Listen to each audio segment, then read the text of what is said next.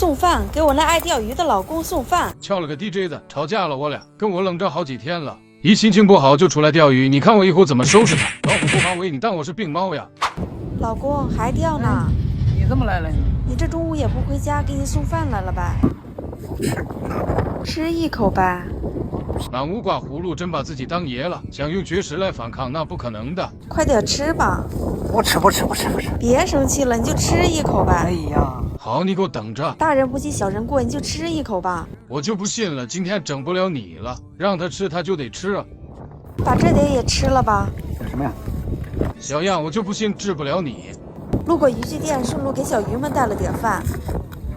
一茬接一茬，一环套一环，能耐呀，你还借着能耐呀？我看你那支架也该换了，给你买了个新的。小样嘚瑟不动了吧？不该上点手段？我看他真是不知道马王爷有几只眼了。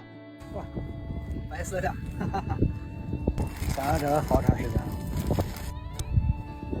下回再吃吧。原谅你了啊。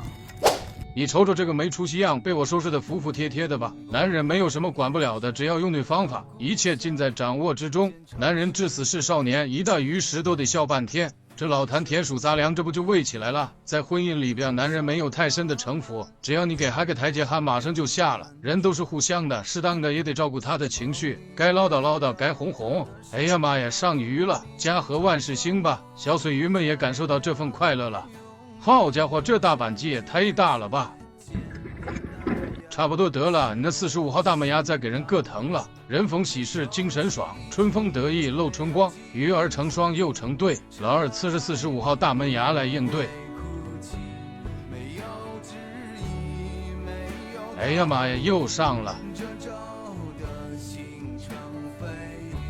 好家伙，这焦黄的快赶上那小金鱼了。任凭风浪起，稳坐钓鱼船。这几天我们河北这风是成大了。风浪越大鱼越贵，丝毫影响不了甩竿的速度。